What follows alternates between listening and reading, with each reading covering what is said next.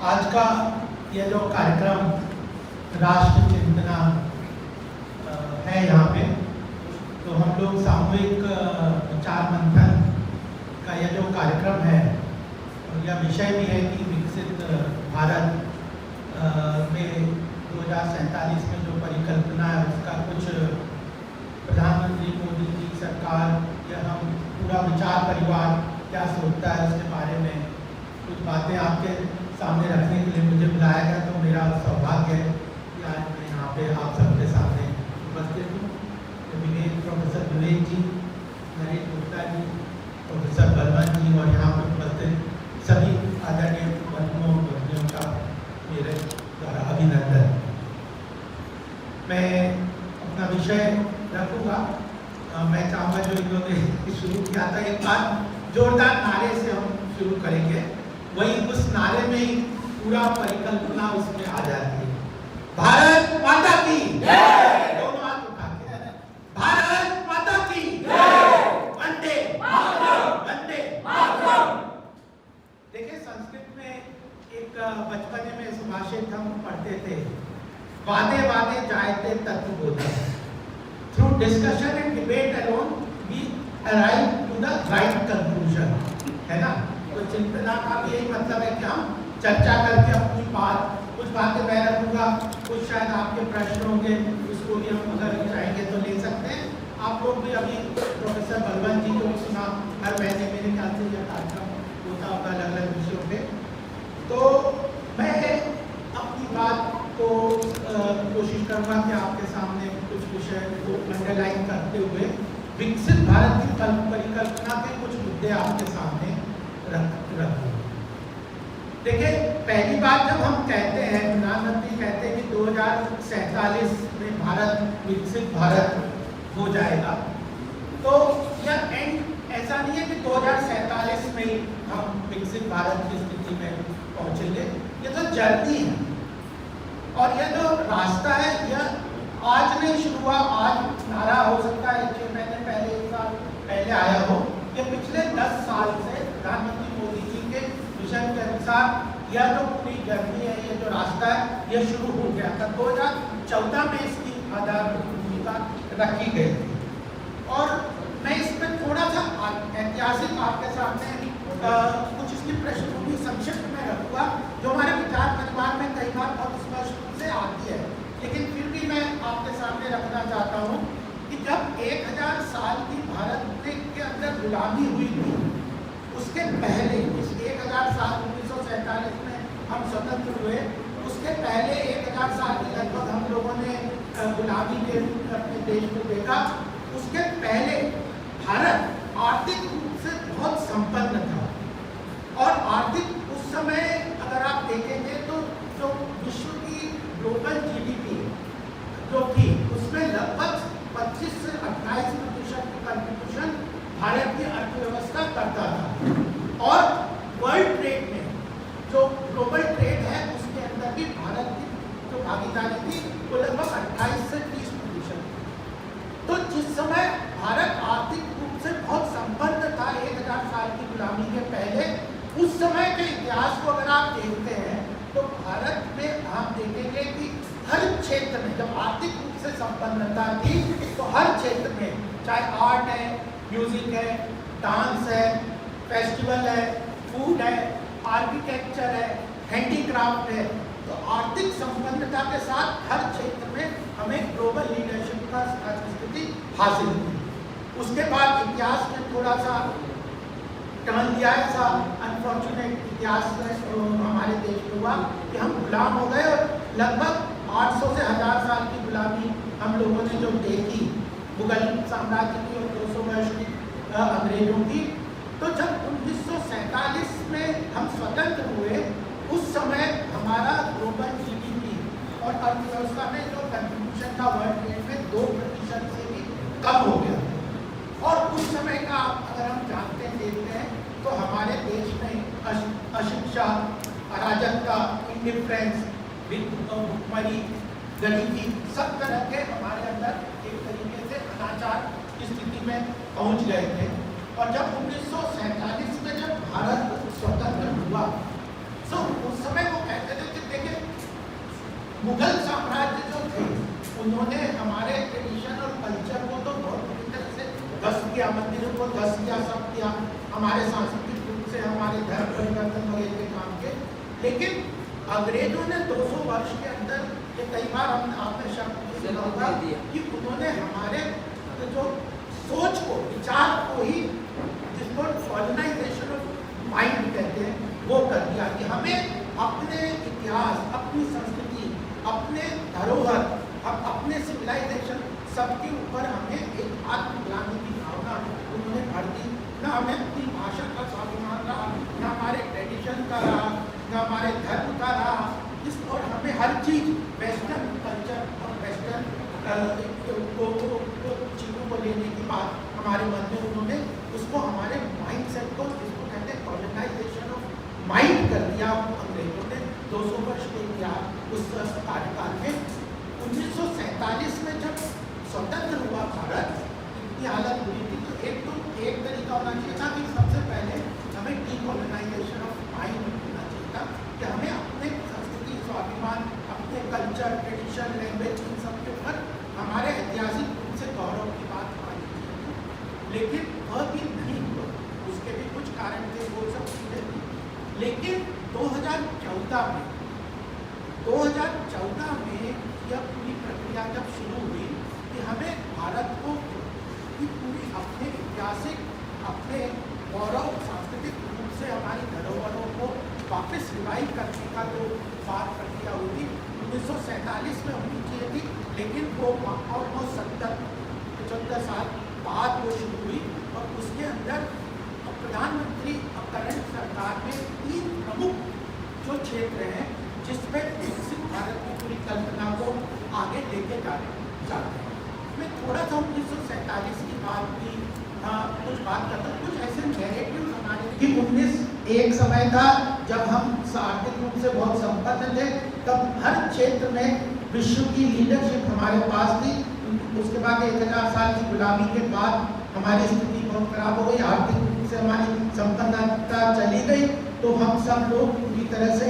गरीबी अराजकता के अंदर हो गए। 1947 में एक अलग प्रयास होना चाहिए था, वो नहीं हुआ। लेकिन कुछ नैरेटिव और हमारे सामने वो नैरेटिव्स खड़े हुए थे कि जो चीज़ भी हमारे ध्यान में आनी चाहिए। अगर हम देखें कि 1947 में जब भारत स्वतंत्र हुआ तो भारत ने प्रजातांत्रिक मूल्यों को अपनाया। प्रजातांत्रिक मूल्यों को जब भारत में हमने डेमोक्रेसी, पार्टिसिपेटिव डेमोक्रेसी के रूप में कॉन्स्टिट्यूशन ने हमने इसको अपनाया, तो एटकिन जो उस समय इंग्लैंड के प्राइम मिनिस्टर थे, उन्होंने कहा था कि भारत ने प्रजातंत्र को तो अपना लिया, but the experiment with this democracy in India will completely fail, because यहाँ पे जो इस तरह की स्थिति है ग्राउंड लेवल पे शिक्षा की, इसकी वो सफल वो उस कारण से नहीं है डेमोक्रेसी को एक्सेप्ट करने के लिए, चालू करने के लिए, लगातार चलने के लिए, तो दिस एक्सपेरिमेंट विल फेल। लेकिन भारत में वह प्रजातंत्र आज भी पूरी तरह से वाइब्रेट होकर चल रहा है, वाइब्रेंसी के साथ चल रहा है, और उसने बहुत बड़ा कंट्रीब्यूशन हमारे देश के विकास के लिए किया। लेकिन जो कुछ लोग कहना चाहते हैं कि संविधान के कारण भारत में प्रजातंत्र है, मुझे लगता है कि यह जो सांस्कृतिक मूल्यों के कारण हजारों साल से हमारे यहाँ प्रजातांत्रिक मूल्यों का जो चल रहा था, वह एक कारण है। कॉन्स्टिट्यूशन या संविधान ये चीज़ें हैं, वह लोग अपने आप बनाते हैं, उनसे कोई नहीं बनता। डेमोक्रेटिक वगैरह पाकिस्तान ने भी सोचा था, लेकिन आज उनकी स्थिति क्या है वो भी उस समय सोचा थी। तो कुछ चीज़ें जो हमारी जो ग्लोबल लेवल पे कुछ नैरेटिव्स चलने लगते हैं, उन चीज़ों को भी हमें आने वाले समय में समझ के उनको कंप्लीटली डिरेल करना जरूरी है कि जो प्रजातांत्रिक हमारे देश में मूल्य हैं, जो प्रजातांत्रिक हमारे देश में जो सारी स्थिति है, वो हमारे ऐतिहासिक धरोहर के रूप में हम लोगों ने दी। फिर दूसरी बात है कि सेक्युलरिज्म का जो एक अलग डेफिनेशन हमारे यहाँ पे आ गया, कि सेक्युलरिज्म का एक अलग तरीके का डेफिनेशन हमारे सामने आ गया। हमारे पूरे ऐतिहासिक रूप में हम लोगों ने सेक्युलरिज्म को भी पूरी तरह से देश में हमारे धर्म की, संस्कृति की अगर हम चीज़ों को देखें तो सेक्युलरिज्म का पूरी तरह से जो धर्मनिरपेक्षता का एक अलग कॉन्सेप्ट है वो भारत में कि सर्वधर्म समभाव, सभी लोगों को like noble thought come to us from every side, वसुधैव कुटुंबकम, ये सारी बातें एक सेक्युलरिज्म का एक बहुत बड़ा नैरेटिव, हमारा बहुत बड़ा एक कॉन्सेप्ट हमारे देश में था और हजारों सालों से चल रहा था, उसको ध्वस्त किया गया। ये सारे स्वाभिमान के रूप में हमारे को तोड़ने के जो कॉलोनाइज माइंड के अंतर्गत जो चीज़ें थे उन सब चीज़ों को भी तोड़ना और ख़त्म करना बहुत ज़रूरी है। फिर प्रोटेक्शन ऑफ माइनॉरिटी इंटरेस्ट की बात करते हैं। अब हम हमारे ऐतिहासिक रूप से हम देखते हैं कि गुजरात में जिस तरह से पारसी और लोग आए थे, उन लोगों को जिस तरह से यहाँ पे ज्यूज आए या उन लोगों ने उनके इतिहास में देखे तो उन लोगों ने कहा कि भारत ही ऐसा देश है जहाँ पे हमें पूरी तरह से सम्मान के साथ और पूरी तरह से रखा गया। तो यह जो वेस्टर्न कॉन्सेप्ट जो है, जो कहते हैं कि संविधान के बल पे या वेस्टर्न सिविलाइजेशन के माध्यम से आए थे, उन सब की बहुत गहरी रूप हमारे देश में, हमारे सांस्कृतिक धरोहर के रूप में हमारे बीच में थी। हम लोगों ने फेडरलिज्म को अपनी तरफ से अपनाया। तो यह सारी जो बातें हैं, फेडरलिज्म है, यूनिफॉर्मिटी और डाइवर्सिटी का जिस तरह का हमारा कंसेप्ट है कि वी शुड सेलिब्रेट डाइवर्सिटी, विविधता को हमारे संस्कृति में बहुत तरीके से अच्छी तरह से उसको एसिमुलेट करके आगे बढ़े। तो यह जो चीज़ें हैं, यह चीज़ें हमारे ध्यान में आनी चाहिए। इसके ऊपर बहुत काम पीछे करने की ज़रूरत थी, ये भी हमारे पूरे विचार परिवार की थी। और इन सब कॉन्सेप्ट अंदर भी चाहे प्रजातांत्रिक मूल्य है, चाहे सेक्युलरिज्म का जो भारत का वो पूरा कॉन्सेप्ट है, या माइनॉरिटी इंटरेस्ट को प्रोटेक्शन करने की बात है, सबको, सब विचारों को, सब संस्कृति और धर्म को स्थान मिलने की बात है, या फेडरल स्ट्रक्चर के अनुसार तो भारत की स्टेट और सेंटर के अंतर्गत एक समन्वय के साथ राजनीतिक प्रक्रिया है, या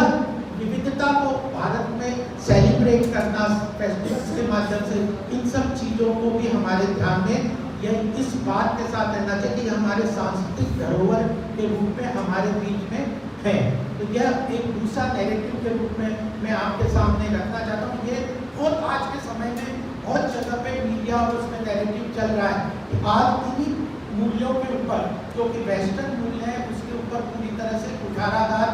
हो रहा है। ये कुठाराघात हमें वेस्ट से सीखना है, चाहे ह्यूमन राइट्स की बात हो, ये सारी बातें, इन सारी चीज़ों को भी मैं आपके सामने दूसरे विषय के रूप में रखना चाहता हूँ। और जो आने पर जो मैंने आर्थिक संपन्नता की बात की थी कि आर्थिक संपन्नता के अनुसार ही जो सांस्कृतिक जो धरोहर है या जो अलग अलग फील्ड है, उसमें भारत ग्लोबल लीडरशिप के रूप में अपने आप को स्टैब्लिश कर सकता है। तो यह जो पिछले 10 साल में जब मैंने कहा कि प्रधानमंत्री मोदी जी जिसके इस हमारे भारतीय जनता पार्टी के कार्यकाल में वो काम हुए, तो दो चीज़ों में बहुत महत्वपूर्ण तरीके से भारत को आगे बढ़ने के लिए काम हो रहा है। एक बलवंत जी ने भी थोड़ा बहुत बात कही थी, एक था नॉलेज इकोनॉमी और दूसरा है कल्चरल, यानी भारत की डीकोलोनाइजेशन ऑफ माइंड। तो एक बात है, भारत को अपनी धरोहर सांस्कृतिक मूल्यों के ऊपर आधारित अपना स्वाभिमान को रिवाइव करने का बात है, और आर्थिक रूप से संपन्नता अगर भारत में आएगी, अगर भारत को 2047 में आने वाले समय में ग्लोबल लीडरशिप स्टैब्लिश करनी है, विश्व आज भारत को अगर देखता है आने वाले समय में, तो हमारा सबसे महत्वपूर्ण बात है कि हमें आर्थिक रूप से बहुत संपन्न देश के रूप में अपने आप को खड़ा करना पड़ेगा। आज अगर ग्लोबल लेवल पे कहीं भी देखें, विश्व का जो इंटरेस्ट है भारत में, या भारत की तरफ जो देख रहे हैं, तो इसलिए केवल नहीं देख रहे कि हमारी सांस्कृतिक तरीके से very good civilisation from ancient है, उनको लग रहा है कि आने वाले समय में जो विश्व की अर्थव्यवस्था है वो भारत की तरफ शिफ्ट होगी, और वह उस आर्थिक संपन्नता और आर्थिक जो वैभव है जो है उसमें पार्टिसिपेट करना चाहते हैं। इसलिए वो भारत को इतनी महत्वपूर्ण तरीके से इम्पोर्टेंस दे रहे हैं ग्लोबल प्लेटफॉर्म्स पे,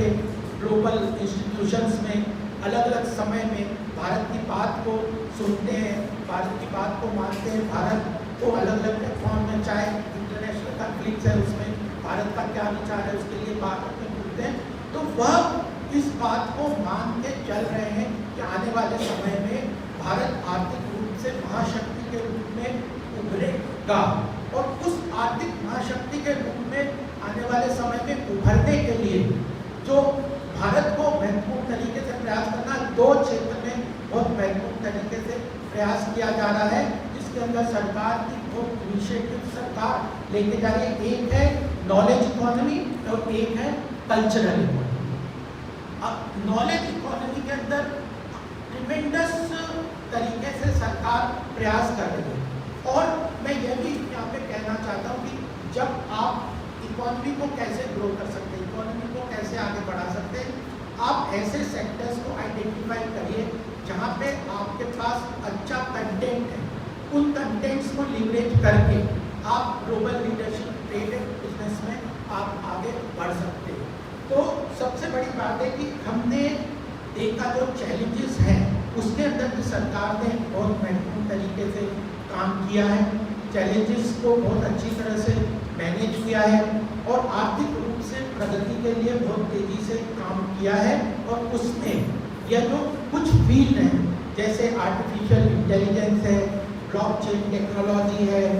और ग्लोबल इनिशिएटिव्स के रूप में स्पेस टेक्नोलॉजी है, स्टार्टअप इकोसिस्टम है, ग्रीन एनर्जी है, ऐसे क्षेत्र में सरकार ने ट्रिमेंडस इन्वेस्टमेंट किया है। इन सेक्टर्स को डेवलप करने के लिए बहुत अच्छी तरह से इनिशिएटिव लिए हैं, कई तरह के नए नए इनिशिएटिव सामने लेके भारत को आर्थिक रूप से संपन्न बना के ग्लोबल इकोनॉमिक पावर के रूप में स्टैब्लिश करके सोचते हैं कि अगर इकोनॉमिक पावर भारत बनेगा तो ग्लोबल लीडरशिप हम अटेन कर सकते हैं सभी फील्ड। और उस चीज़ों को लेते हुए कई इनिशिएटिव्स थे और सांस्कृतिक आधार पे भी बहुत सारे काम सरकार ने किए हैं। और उसमें यह बात मैं आपके सामने और रखना चाहता हूँ कि जो एरियाज हैं जिसमें बहुत तेजी से ग्लोबल लीडरशिप के रूप में सरकार आर्थिक संपन्नता के लिए काम कर रही है, चाहे इंफ्रास्ट्रक्चर डेवलपमेंट के लिए कर रही है, ईज ऑफ डूइंग बिजनेस के लिए कर रही है, ईज ऑफ लिविंग के लिए कर रही है। आप अपने आप में पिछले 10 साल में पब्लिक सेक्टर अंडरटेकिंग्स का रिवाइवल अगर आप देखेंगे, जिस तरह से एक समय था कि पब्लिक सेक्टर अंडरटेकिंग्स को पूरी तरह से सब लोग समझते थे कि देखो एक तरीके से इनको डिसइन्वेस्टमेंट कर देना चाहिए, इनके अंदर इनका आर्थिक रूप से कोई भविष्य नहीं है, जो हमने एयर इंडिया और इस सब के रूप में देखा। लेकिन अगर पिछले 10 साल के कार्यकाल में आप देखेंगे तो चाहे हिंदुस्तान एरोनॉटिक्स को देख लें, बैंकिंग सेक्टर्स को देख लें, तो पेट्रोलियम सेक्टर्स को देख लें, इन सब सेक्टर्स में जो सरकार की पब्लिक सेक्टर अंडरटेकिंग्स है उनको पूरी तरह से रिवाइव करके उनकी प्रॉफिटेबिलिटी को बढ़ा के उनको सरकार के जो प्रोजेक्ट्स हैं उसमें और इन्वॉल्व करके सरकार ने बहुत अच्छी तरह से आर्थिक रूप से उन कंपनियों का रिवाइवल किया। तो इंफ्रास्ट्रक्चर को ले लें, आर्टिफिशियल इंटेलिजेंस के सेक्टर में देख लें, चिप टेक्नोलॉजी के अंदर सरकार बहुत तेजी से इन्वेस्टमेंट कर रही है, फिर पब्लिक सेक्टर अंडरटेकिंग्स को के ऊपर बहुत काम कर रही है। स्पेस टेक्नोलॉजी में जिस तरह से सरकार ने काम किया है, जिस तरह से आज ग्लोबल लीडरशिप स्पेस टेक्नोलॉजी के अंदर सरकार ने इनिशिएटिव के लॉन्चिंग ऑफ सैटेलाइट्स को लेके अलग अलग 100 से ऊपर स्टार्टअप केवल स्पेस टेक्नोलॉजी के अंतर्गत है। रिन्यूएबल एनर्जी में बहुत सारे इन्वेस्टमेंट्स किए हैं। तो इन सब तरीके से इन सेक्टर्स में जैसे चाहे सॉफ्टवेयर डेवलपमेंट हो, फार्मास्यूटिकल्स के अंदर सरकार ने बहुत काम इनिशिएटिव इन्वेस्टमेंट किए। तो आर्थिक रूप से संपन्नता को इस तरह से स्टैब्लिश करके आर्थिक रूप से भारत को मजबूत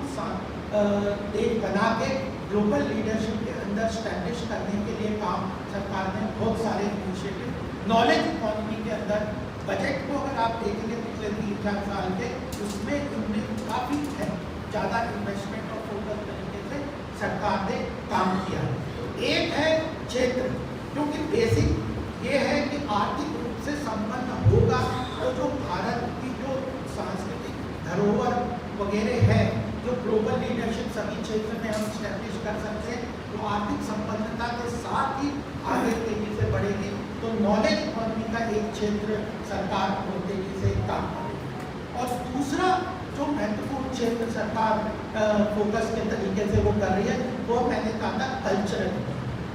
अगर आप देखें तो भारत की सांस्कृतिक धरोहर है, इतने हजारों साल वर्षों की, जो मैंने बताया art, culture, music, dance, food, festival, architecture, handicraft, इन सब क्षेत्र में हमारी जो ग्लोबल लीडरशिप की, इन सब क्षेत्र में हमारे सांस्कृतिक रूप में बहुत बड़ी धरोहर है। इसको भी लीवरेज करने का सरकार ने बहुत काम तेजी से किया है। अगर हम कुछ इनिशिएटिव्स को भी मैं यहाँ पे बताना चाहता हूँ कि अगर आप देखें कि अयोध्या का रिवाइवल बहुत बड़ा एग्जाम्पल है। अभी जब Smriti Irani ji world economic forum में वहाँ गई थी दावोस में, तो वहाँ पे जब प्रेस कॉन्फ्रेंस हुई उनकी, तो उसमें सबसे ज़्यादा प्रश्न उनके सामने ये आए थे कि हम अयोध्या में कैसे इन्वेस्टमेंट कर सकते हैं, अयोध्या में हम क्या क्या चीज़ों को, अपनी इन्वेस्टमेंट को बढ़ा सकते हैं, कौन से प्रोजेक्ट ला सकते हैं, ये सबसे ज़्यादा प्रश्न उनके सामने आए। तो अयोध्या हो, काशी और उज्जैन महाकाल हो,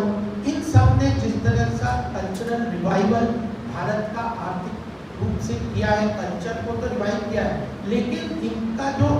आर्थिक पहलू है उस सब चीज़ों को भी बहुत अच्छी तरह से रिवाइव करके सरकार आगे लेके इस इनिशिएटिव में भी काफ़ी इन्वेस्टमेंट करी। हमने देखा, हम उत्तर प्रदेश में रहते हैं, हमने देखा कैसे कुंभ में एक समय था, जो ये कुंभ और इससे पहले कुंभ में योगी जी के नेतृत्व में किस तरह से कुंभ ने पूरी, अगर डेटा देखी जाए तो कुंभ ने 25 करोड़ लोग कुंभ के लिए उस 1-1.5 महीने के अंदर वहाँ पे आए। उसकी आर्थिक पहलू को बहुत सारे कोर्स हम गूगल में जाके देखेंगे, उन्होंने किस तरह से आर्थिक रूप से संपन्नता को प्रोपेल किया।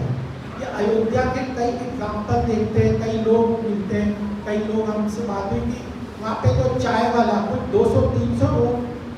रुपए रोज कमाता था, आज 8-10 हज़ार रुपए उसकी चाय की सेल होगी। तो यह जो इकोनॉमिक कनेक्ट तो कल्चरल एक्टिविटीज के साथ भी जो किया, जिसका भारत में बहुत बड़ा पोटेंशियल है। ये दूसरा एरिया है, जो दूसरा बड़ा क्षेत्र है जिसके माध्यम से सरकार सोचती है कि आर्थिक रूप से भारत की जो अर्थव्यवस्था है उसको तो यह कैपिटलाइज करेगा, प्रोपेल करेगा, तेजी से आगे बढ़ाएगा ही, और उन क्षेत्रों को भी, उन चीज़ों को भी आगे लेके उन क्षेत्रों को भी का विकास भी देश में बहुत अच्छी तरीके से होगा। और इसके इनिशिएटिव्स को भी, जैसे अयोध्या है, काशी है, ये तो मंदिरों की जो टेम्पल इकोनॉमिक्स के रूप में बहुत बड़ा नया क्षेत्र के रूप में चर्चा हो रही है, काम हो रहा है। उसमें एक चीज और मैं आपके सामने रखता हूँ कि किस तरह फोकस तरीके से विकसित भारत की पूरी कल्पना को साकार करते हुए एक रास्ते से आगे बढ़ रहे हैं। ये G20 का एक इनिशिएटिव हुआ था, ग्लोबल, हमारे को प्रेसिडेंशियल 1 साल के लिए मिलती है, सर्टिफिकेट होती है हर कंट्रीज में। जो G20 का ऑर्गेनाइजेशन यहाँ पे जो पूरा 1 साल का हुआ था, वह इससे पहले सबसे ज़्यादा जगहों पे हुआ था चाइना, 12 जगहों पे उन्होंने G20 की मीटिंग्स की थी। नहीं तो कई वर्षों से होता है, यह एक तरीके से आर्थिक रूप से एक बड़ा पहल सरकारों का होता है, लेकिन यह उनके कैपिटल में होकर खत्म हो जाता था। चाइना ने इससे पहले 12 जगह पे किया था। भारत में G20 की और के जो मीटिंग्स थी वो लगभग 60 से ऊपर जगहों पे जगह जगह की, और वो 60 ऐसे जगह थे, हर स्टेट में कम से कम 1 या 2 जगहों को आइडेंटिफाई किया जो कल्चरल सेंटर्स भारत के रूप में डेवलप हो सकते थे। उन कल्चरल सेंटर में सरकार का ये विजन था कि लगभग 1 लाख से ऊपर ग्लोबल इन्फ्लुएंसर्स भारत में आएंगे। ये अलग अलग जगहों पे 60 सेंटर्स पे जाएंगे। वहाँ पे जो हमारे उस क्षेत्र की धरोहर है, जो हैंडीक्राफ्ट्स है, फूड है, जो सारी चीज़ों में कल्चरल रूप में जो कंटेंट है उस क्षेत्र का, उन सब के सामने उनको पेश किया जाएगा और उनके सामने वो they will become the cultural ambassadors for India across the world. तो यह जो G20 के माध्यम से उस प्लेटफॉर्म को डेवलप करते हुए सरकार ने यह काम किया कि जो भारत की कल्चरल कंटेंट है उसको हम सारे विश्व में पहुंचाने का काम करें, और यह एक तरीके से और कैपिटलाइज करेगा भारत की अर्थव्यवस्था। तो नॉलेज इकोनॉमी और कल्चरल इकोनॉमी, इसके माध्यम से भारत आर्थिक रूप से संपन्नता की तरफ बढ़ेगा। तो भारत का जो विश्व ग्लोबल लीडरशिप है या विकसित भारत की परिकल्पना है उसको हम अचीव कर पाएंगे, उस चीज को हम अच्छी तरह से लेके आगे जा पाएंगे।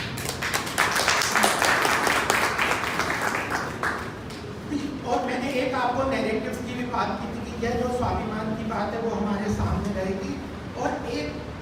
लास्ट बात जो मैं आपके सामने कहना चाहता हूँ कि एक और बदल ग्लोबल लेवल पे डिप्लोमेटिक रूप में भारत में प्रधानमंत्री मोदी जी के नेतृत्व में हुई है, वो है पहले हम लोग नेशनल इंटरेस्ट को कभी भी वॉच नहीं करते थे। नेशनल इंटरेस्ट को subverted to the global interest. आज पहली बार इस तरह से हुआ, जैसे सबसे बड़ा एग्जाम्पल था कि रशिया यूक्रेन का वॉर था। उस समय अमेरिका ने कहा कि भाई, वेस्टर्न कंट्रीज ने कहा कि आप लोग हम ये जो है आप लोग ऑयल वहाँ से इम्पोर्ट नहीं करें। लेकिन भारत ने अपने इंटरेस्ट को वॉच करते हुए ग्लोबल प्रेशर्स को का समाधान उसको भी फाइट आउट करते हुए भारतीय इंटरेस्ट को रशियन ऑयल और यूक्रेन से ऑयल इम्पोर्ट करना कंटिन्यू रहेगा। तो Indian interest has to be watched first, ये बात पूरी तरह से रही। और एक चीज में नहीं है, कोविड के समय की भी मैं एक बात बताना चाहता हूँ। ये पता नहीं कई लोगों के चर्चा में आई कि ये वैक्सीन वॉर भी आपने देखी होगी कि जब वैक्सीन का भारत ने प्रधानमंत्री जी ने भारत ने जो वैक्सीन कोविड के समय पे इजाद की गई, उस समय उसमें 2 या 3 कंपनियां वैक्सीन बनाती थी और उन लोगों का इंटेलेक्चुअल प्रॉपर्टी राइट पेटेंट के अंतर्गत ये था कि आप 2,500 से 4,000 रुपए की वैक्सीन बनाते थे। सब लोग ग्लोबल प्रेशर था भारत के ऊपर कि आप उसको इम्पोर्ट करो। इवन यूएस वगैरह ने तो यहाँ तक कर दिया था कि जो वैक्सीन बनाने का रॉ मटेरियल है उस तक को उन्होंने एक्सपोर्ट होने से मना कर दिया था। उस प्रेशर को भी उसको बनाया, उसको प्रेशर डाल के वो इम्पोर्ट को खुला भारत के लिए सरकार ने और पूरी तरह से अपने इंटरेस्ट को पहुँच गया और भारत ने अपनी वैक्सीन बनाई। और यही नहीं, ये हुआ कि वर्ल्ड फोरम पे पेटेंट के ऊपर वैक्सीन के लिए सबसे पहले भारत ने कहा कि वैक्सीन के ऊपर वैक्सीन मैत्री के रूप में कि वैक्सीन के ऊपर पेटेंट हटा देना चाहिए। और तब 190 कंट्रीज में से केवल ऑस्ट्रेलिया और भारत ये 2 ने कहा था कि पेटेंट हटा देना चाहिए, लेकिन वो बाकी कंट्रीज नहीं मान रहे थे। लेकिन अल्टीमेटली फाइनली भारत ने अपनी वैक्सीन इजाद की, उसको भारत के लोगों को ही नहीं दी बल्कि अफ्रीकन, आज अफ्रीका में हम भारत का इतना जो सहयोग देखते हैं और भारत का इतना वर्चस्व देखते हैं, उनका इतनी फ्रेंडशिप के रूप में आगे देखते हैं। 48 अफ्रीकन कंट्रीज है जो भारत को ग्लोबल लीडरशिप के रूप में भारत को देखना चाहते हैं, उसको कहते हैं कि आप हमारी लीडरशिप लीजिए। जो साउथ एशिया कंट्रीज हैं ये सब भी कहते हैं G20 के अंदर भी, वो इसलिए कि हमने कई लाख वैक्सीन इन कंट्रीज को उनके लिए भी एक्सपोर्ट की वैक्सीन भारत के कारण। और पेटेंट के अंदर जो भारत ने स्टैंड लिया जेनेरिक मेडिसिन के रूप में, उसके रूप में आज अफ्रीकन कंट्री भारत की लीडरशिप को देखते हैं, तो इंडियन इंटरेस्ट को वॉच करते हैं। ईरान के साथ जब सैंक्शन हुआ था उस समय भी भारतीय इंटरेस्ट को पूरी तरह से वॉच करते हुए ईरान के साथ आज चाबहार पोर्ट जो है वो अपने आप में स्ट्रेटेजिकली बड़ा इम्पोर्टेंट है। जो चाइना का पूरा इन्फ्लुएंस भारत में हो रहा है, मैं कह रहा हूँ कि देखिए डोमेस्टिक और ग्लोबल लेवल पे जिस तरह से भारत की जो पहचान बनाने का प्रयास किया जा रहा है, चाइना का बहुत तेजी से इन्फ्लुएंस था बेल्ट और रोड वाला इनिशिएटिव जो उन्होंने कहा था। ये जो सारे उन्होंने रोड बिल्डिंग वगैरह का किया था कि हम ये साउथ एशियन कंट्रीज और इन सबको रोड कनेक्टिविटी के माध्यम से ट्रेड को कंट्रोल कर लेंगे पूरा इस साउथ एशिया का और इवन टुवर्ड्स टिल अफगानिस्तान और इधर पाकिस्तान ईरान तक के road build road initiative BRI के रूप में उन्होंने इनिशिएटिव किया। भारत ने उसमें पार्टिसिपेट नहीं किया और चाबहार और हाइफा पोर्ट के अंदर एक ऑल्टरनेटिव G20 में एक्सेप्ट करवाया वर्ल्ड कंट्रीज को कि हम एक alternative trade route Chabahar port के साथ हाइफा के साथ पोर्ट बना के भारत के ट्रेड रूट्स को इनिशिएटिव्स को इम्पोर्टेंटली हम आगे बढ़ाएं। तो चाइना के साथ कन्फ्रंटेशन की बात हो, जो ग्लोबल लेवल पे वैक्सीन फैक्ट्री के माध्यम से जो ग्लोबल डिप्लोमेसी के अंदर अपनी बात को आगे लेके जाना, यूक्रेन के अंदर यूक्रेन रशिया क्राइसिस में जिस तरह से भारत का रोल है, इसने ग्लोबल लीडरशिप को भारत को स्टैब्लिश किया। तो ग्लोबल डिप्लोमेसी के अंदर भी सरकार एक अलग तरीके से काम कर रही है। तो मुझे लगता है कि ये बात बहुत महत्वपूर्ण है। तो cultural economy, knowledge economy, global diplomacy में वॉचिंग इंडिया इंटरेस्ट फर्स्ट, ये सारी चीज़ों के माध्यम से एक आर्थिक रूप से संपन्न और आर्थिक रूप से सशक्त भारत बना के, जिसको कि ग्लोबल नैरेटिव के अंतर्गत हमें अपनी भारतीय संस्कृति, भारतीय धरोहर, भारतीय जो कला वगैरह है, इन सबको लीवरेज करते हुए इनको एक आर्थिक रूप से कैटलाइज करते हुए भारत की अर्थव्यवस्था को मजबूत बनाने का जो काम सरकार कर रही है, तो वही एक कल्पना है, वही एक विकसित भारत के रूप में बढ़ने की एक जो जर्नी है, उस पूरी जर्नी को हम लोग पिछले 10 साल में लेके चले हैं। मुझे लगता है कि आने वाला समय भारत के लिए बहुत उज्जवल है और हमारा जो इसमें बात थी कि हमारा इस सारी में क्या रोल होना चाहिए, तो सबसे बड़ी बात है कि हमारा, मुझे लगता है कि एक तो सरकार के इनिशिएटिव्स को, सरकार के विजन को, प्रधानमंत्री के विजन को और हमारे पूरे विचार परिवार के विजन को एसिमुलेट करते हुए, जानते हुए सब लोगों में एक आत्म स्वाभिमान के साथ अगर आगे बढ़ते हैं और उन इनिशिएटिव्स में जिन फील्ड्स का जब मैंने कुछ चीज़ें आपके सामने बताई है, उन फील्ड्स में अगर हम अपने आने वाले जनरेशन्स की एक्टिविटीज़ को, आने वाले समय में अपने कैरियर्स को, जो लोग युवा तरीके से आगे आ रहे हैं या जो लोग आने वाले समय में जिनका वर्किंग एज के समय आते हैं, उन लोगों को उन इनिशिएटिव और उन इनिशिएटिव में अपना कैरियर ओरिएंट करने के लिए प्रोत्साहित करेंगे, तो उनका पार्टिसिपेशन भी अच्छा होगा और वो ज़्यादा देश की जो संपन्नता है या देश के विकास में, विकसित भारत में अपनी भागीदारी बहुत अच्छी तरह से सुनिश्चित करेंगे। मैं अपनी बात को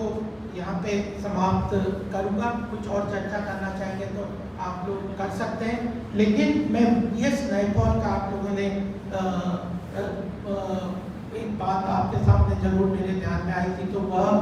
मैं आपके सामने बोल के अपनी बात को समाप्त करूँगा। उन्होंने कहा किसी भी देश के मजबूती के लिए 2 चीज़ें, एक तो हार्ड पावर होता है, एक सॉफ्ट पावर होता है। हार्ड पावर है मिलिट्री और इकोनॉमी, सीधे आप आर्थिक रूप से कितने मजबूत हैं और आपकी मिलिट्री कितनी है, ये हार्ड पावर है देश के विकसित होने के लिए। और सॉफ्ट पावर है आपका कल्चर